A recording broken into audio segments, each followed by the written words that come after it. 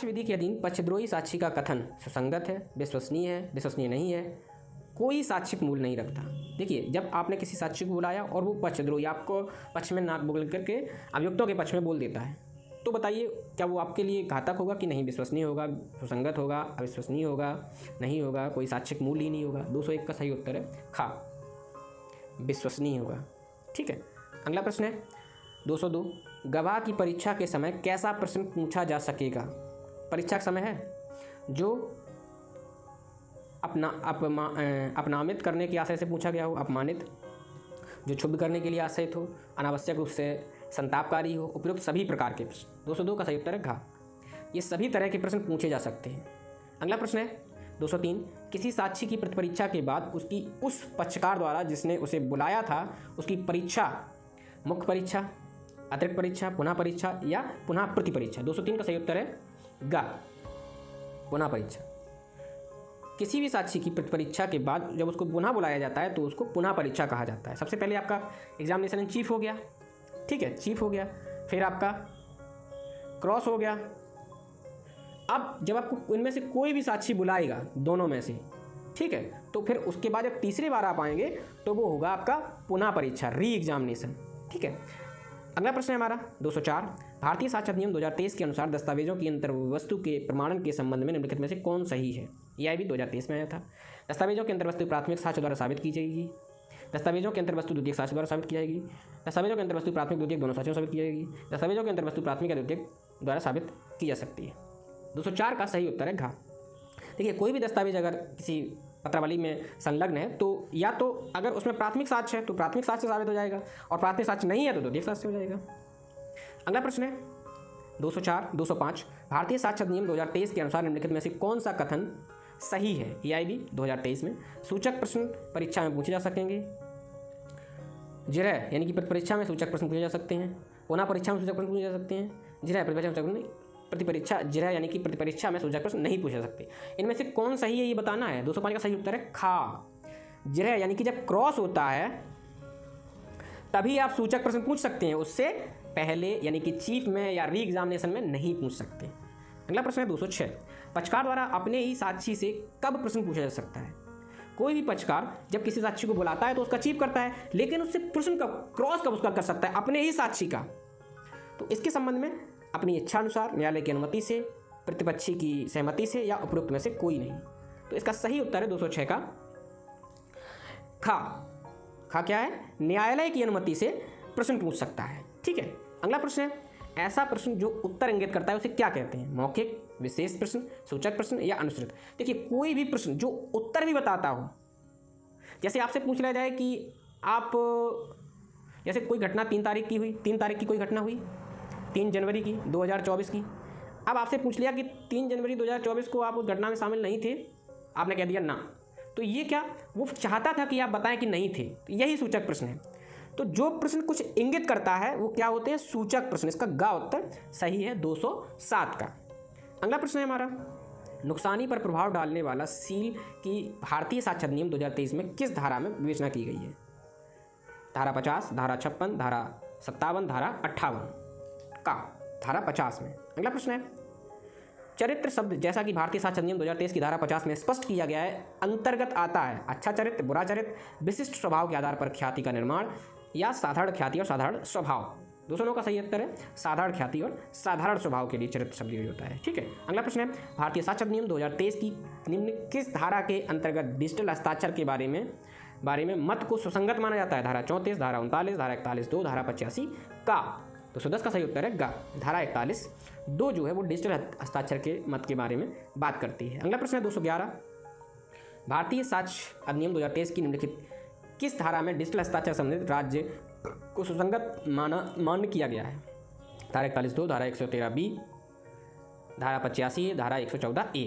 तो डिजिटल हस्ताक्षर को राज्य को संबंधित को सुसंगत किस में माना गया है, किस धारा में? 211 का सही उत्तर है का। अभी जैसा कि हम लोग ऊपर देख लेते हैं, धारा 41(2) में डिजिटल हस्ताक्षर को जो है सुसंगत माना है। अगला प्रश्न है 212, भारतीय साक्ष्य अधिनियम 2023 के अंतर्गत जब न्यायालय को किसी व्यक्ति के इलेक्ट्रॉनिक हस्ताक्षर के बारे में राय बनानी हो तब निम्नलिखित में से किसकी राय सुसंगत होगी? उसकी व्यक्ति की राय यानी कि जिसके हस्ताक्षर है उसी की, सूचना प्रौद्योगिकी अधिनियम 2002 के अंतर्गत नियुक्त नियंत्रक की, उस प्रमाणकर्ता अधिकारी की जिसने इलेक्ट्रॉनिक हस्ताक्षर प्रमाणित कर जारी किए हैं, या का और खा और गा दोनों। 2012 का सही उत्तर है गा। उस अधिकारी की जिसने उसके इलेक्ट्रॉनिक हस्ताक्षर का प्रमाण पत्र जारी किया है उसकी राय ली जाएगी कि उसके डिजिटल हस्ताक्षर सही है या गलत है। 2013 का सही। इसके बाद अगला प्रश्न है 213, अधिकार या रूढ़ी से संबंधित प्रश्न को सुसंगतता के बारे में भारतीय साक्ष्य अधिनियम 2023 की निम्नलिखित धाराओं में से किस धारा में उपबंध है? धारा 11, 15, 48 या 49। 213 सही उत्तर है का, धारा 11, रूढ़िगत और संबंधित प्रश्न। ठीक है। अगला है 114, जब न्यायालय को किसी व्यक्ति के इलेक्ट्रॉनिक हस्ताक्षर के बारे में राय बनानी हो तब प्रमाणकर्ता अधिकारी की राय इलेक्ट्रॉनिक हस्ताक्षर जारी किए विवादक हो, सुसंगत है, साबित तथ्य साबित है, उपरोक्त में से कोई नहीं। सही उत्तर है सुसंगत तथ्य। ठीक है। अगला है 215, किसी न्यायिक प्रक्रिया में किसी अध्यापक के हस्तलेख के प्रश्न विवाद हो, उस अध्यापक के किसी विद्यार्थी की राय सुसंगत हो सकती है। साक्ष्य विधि अधिनियम 2023 यानी साक्ष्य विधि अधिनियम 2023 की किस धारा में है? 45, 46, 41, उपरोक्त में से कोई नहीं। 215 का सही उत्तर है गा। धारा 41 में कहा गया है कि अगर कोई भी स्टूडेंट जो अपने टीचर के हस्ताक्षर जानता है और अगर उससे राय ली जा रही है तो ये किस धारा के अंदर सुसंगत होगा? धारा 41 BNS एक्ट 2023। अगला है 216, भारतीय साक्ष्य अधिनियम 2023 की धारा 64 के अपराध में पीड़ित का सील साक्ष्य अधिनियम 2023 की किस धारा में, ये 2023 है, ठीक है, 23 की किस धारा में सुसंगत नहीं है? धारा 48, धारा 120, धारा 53। तो 16 का सही उत्तर है का, धारा 48। अगला है 217, रूढ़ी के प्रमाण का ढंग किया गया है साक्ष्य अधिनियम 2023 की धारा 26(4) में, धारा 26(7) में, धारा 26(42) में या उपयुक्त सभी। 217 का सही उत्तर है घा, इन सभी में रूढ़ी के प्रमाण का ढंग किया गया है। अगला है 218, भारतीय साक्ष्य अधिनियम 2023 की निम्न धाराओं में किस धारा में पूर्ववर्ती सचरित्र आपराधिक प्रकरणों में सुसंगत माना गया है? धारा 16 में, 26 में, 43 में, 47 में। 218 का सही उत्तर है घा, धारा 47 में। अगला प्रश्न है साक्ष्य अधिनियम 2023 की किस धारा के अंतर्गत न्यायाधीश साक्ष्य की प्रायता के बारे में निश्चय करेगा? धारा 135, 141, 138, 144। 219 का सही उत्तर है खा, धारा 141। अगला है साक्षी की पुनः परीक्षा की जा सकती है उस पक्षकार द्वारा जिसने उसे बुलाया है, प्रतिपक्षी द्वारा, दोनों द्वारा, उपयुक्त में से कोई नहीं। 220 का सही उत्तर है का, उस पक्षकार द्वारा जिसने उसे बुलाया वही पुनः परीक्षा करेगा, दोनों नहीं करेंगे। ठीक है। अगला है 221, सूचक प्रश्नों के बारे में कौन सा एक कथन सही है? यह मुख्य परीक्षा में पूछे जा सकते हैं भले ही विपक्ष आपत्ति क्यों न करे। यह पुनः परीक्षा में बिना न्यायालय की अनुमति से ये प्रश्न पूछे जा सकते हैं, प्रतिपरीक्षा में पूछे जा सकते हैं। यदि विरोधी पक्ष आपत्ति करे तो प्रतिपरीक्षा में ये प्रश्न पूछे जा सकते हैं। 221 का सही उत्तर है गा, ये सिर्फ प्रतिपरीक्षा में पूछे जा सकते हैं सूचक प्रश्न, इसके अलावा कहीं नहीं पूछे जा सकते। अगला प्रश्न है 222, प्रतिपरीक्षा के संबंध में निम्नलिखित में से कौन सा कथन सही है? चरित्र का साक्ष्य देने वाले साक्षी की प्रतिपरीक्षा की जा सकती है। प्रतिपरीक्षा में सूचक प्रश्न नहीं पूछे जा सकते। किसी दस्तावेज को पेश करने के लिए बुलाए गए व्यक्ति की प्रतिपरीक्षा की जा सकेगी। किसी साक्षी को उसके द्वारा पूर्ववत किए गए लिखित कथनों के बारे में प्रतिपरीक्षा नहीं की जा सकती है। 222 का सही उत्तर है का, चरित्र का साक्ष्य देने वाले साक्षियों की प्रतिपरीक्षा की जा सकती है। जो बहुत सचरित्र बन रहे हैं उनकी प्रतिपरीक्षा चरित्र के बारे में की जा सकती है। अगला प्रश्न 223, लेखबद्ध विषयों के बारे में मौखिक साक्ष्यों की परीक्षा के दौरान भारतीय साक्ष्य अधिनियम 2023 की किस धारा के अनुसार दिया जा सकेगा? धारा 65 क्लॉज 1, धारा 120, धारा 66 और धारा 147। 223 का सही उत्तर है घा, धारा 147। अगला है 124, ऐसे व्यक्ति जिसे दस्तावेज को प्रस्तुत किए जाने हेतु बुलाया गया है और वह प्रस्तुत करता है उसका प्रतिपरीक्षा द्वारा प्रतिपरीक्षा किया जा सकता है, ऐसा प्रतिपरीक्षा नहीं किया जा सकता है। प्रतिपरीक्षा केवल तब किया जाता है जब साक्षी की तरफ बुलाया गया हो। ये वही प्रश्न आ गया फिर से, इसका सही उत्तर गा है। अगला प्रश्न है, अभियोजन पक्ष को अपने साक्षी से सूचक प्रश्न पूछने की अनुमति कब दी जा सकती है?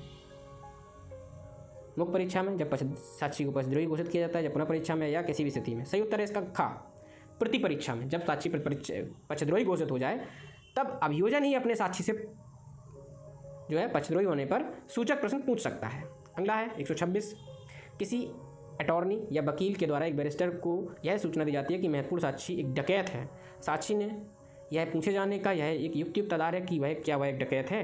धारा 152, धारा 153, धारा 147, धारा 145। किसमें ये है? 226 का सही उत्तर है का, धारा 152। अगला प्रश्न 147, भारतीय साक्ष्य अधिनियम 2023 में सुसंगतता और ग्राह्यता है समानार्थी, सहविस्तृत, ना तो समानार्थी ना ही विस्तृत, समानार्थी और सहविस्तृत दोनों। सही उत्तर है ना तो समानार्थी और ना ही सहविस्तृत।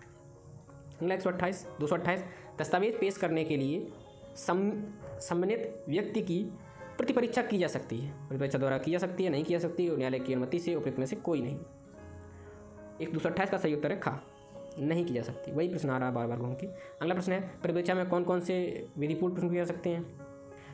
उसकी सत्यवादिता परखने के लिए, यह पता लगाने के लिए कि वह कौन है, उसके सील को दोष लगाकर उसकी विश्वसनीयता को चोट पहुंचाने के लिए, उपयुक्त सभी, फिर से वही प्रश्न उपयुक्त सभी बस घुमा के पूछा है। ठीक है, ये सभी प्रश्न परीक्षा में पूछे जा सकते हैं।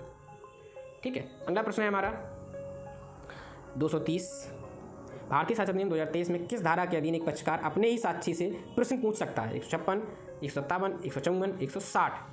230 का सही उत्तर है खा, 157, जब पक्षकार पक्षद्रोही घोषित हो जाए, देशद्रोही नहीं।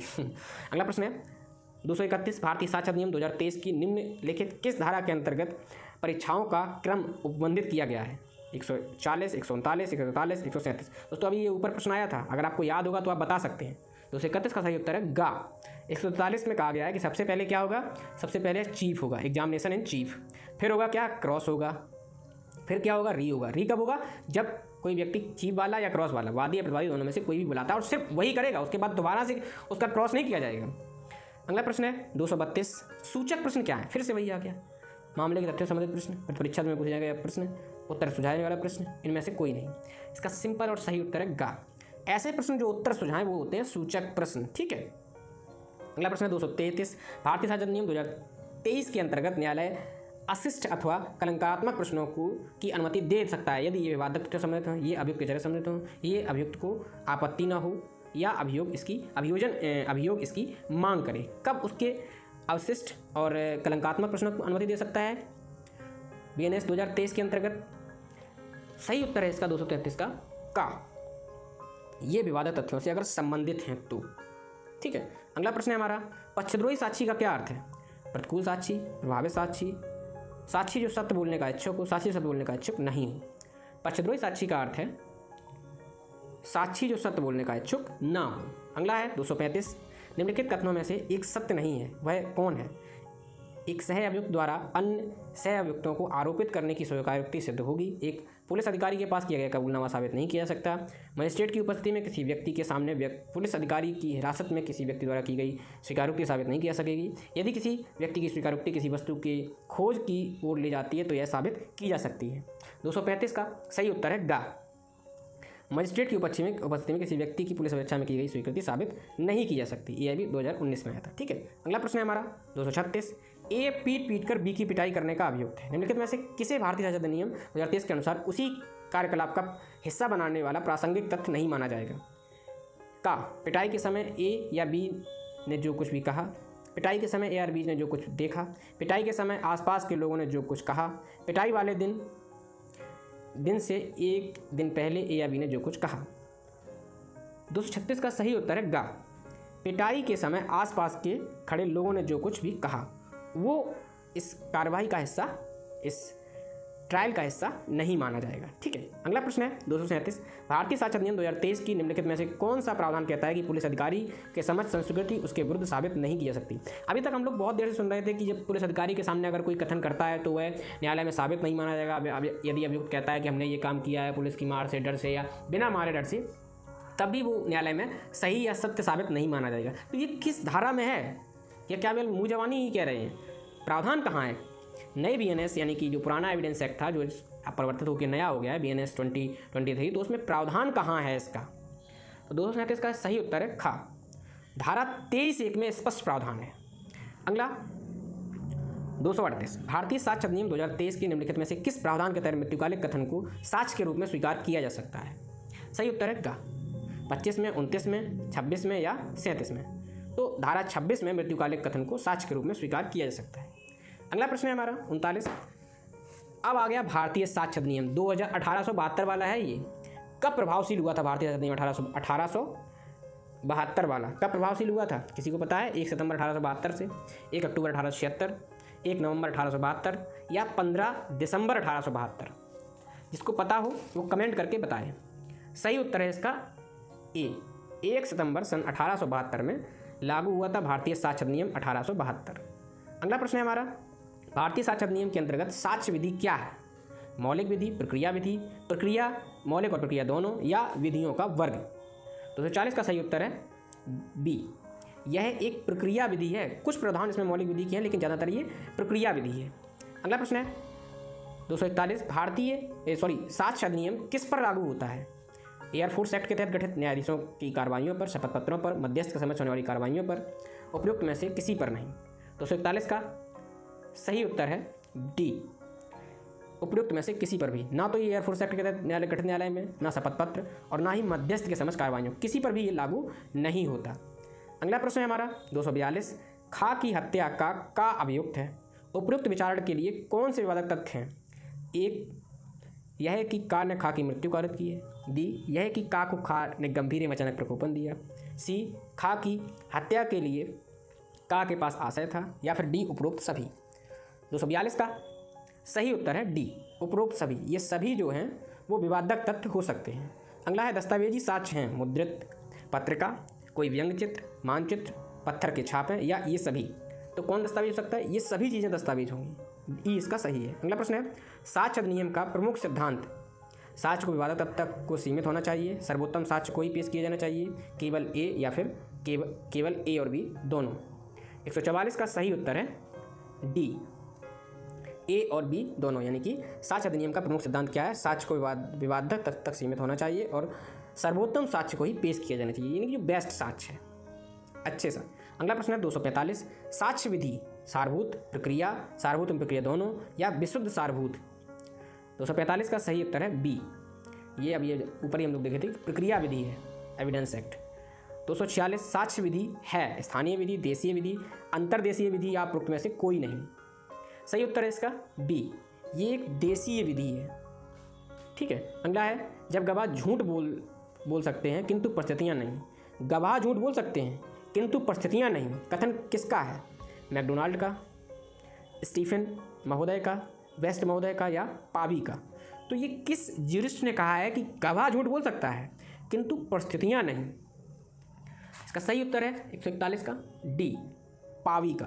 पावी ने कहा था कि गवाह झूठ बोल सकते हैं लेकिन परिस्थितियाँ नहीं। अगला प्रश्न है, भारतीय साक्ष्य अधिनियम में सुसंगतता और ग्राह्यता है समानार्थी, सहविस्तृत, ना तो समानार्थी ना ही सहविस्तृत, समानार्थी और सहविस्तृत दोनों।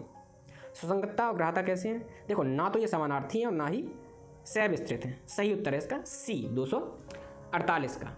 ठीक है। अगला प्रश्न है हमारा 249, रेस जस्टे का अभिप्राय है एक ही समव्यवहार का भाग, एक ही विवादित तथ्यों का समूह, सुसंगत तथ्यों का समूह, या उपयुक्त में से कोई नहीं। तो इसमें से रेस जस्टे से क्या अभिप्राय है? ए, एक ही समव्यवहार का भाग। अगला है 250, रेस जस्टे के रूप में कौन सा साक्ष्य ग्राह्य हो सकता है? घटना के बहुत समय बाद किए गए कथन, बलात्कारी के बारे में अभियोगी द्वारा उसके साथ किए गए बलात्कार के बारे में घटना के कुछ समय पश्चात किया गया कथन, या अपराध किए जाने के समय और स्थान पर अभियुक्त द्वारा किया गया कथन, या उपयुक्त में से कोई नहीं। यानी कि कौन सा इनमें से रेस जस्टे के रूप में कौन सा साक्ष्य ग्राह्य हो सकता है? सही उत्तर इसका सी, अपराध किए जाने के स्थान और समय पर अभियुक्त द्वारा किए गए कथन। तो यहाँ पर हम लोगों के BNS या जो पुराना साक्ष्य अधिनियम था उसके 250 MCQ क्वेश्चन कंप्लीट होते हैं। मिलते हैं अगले वीडियो में, तब तक के लिए अपना ख्याल रखें। धन्यवाद। जय हिंद।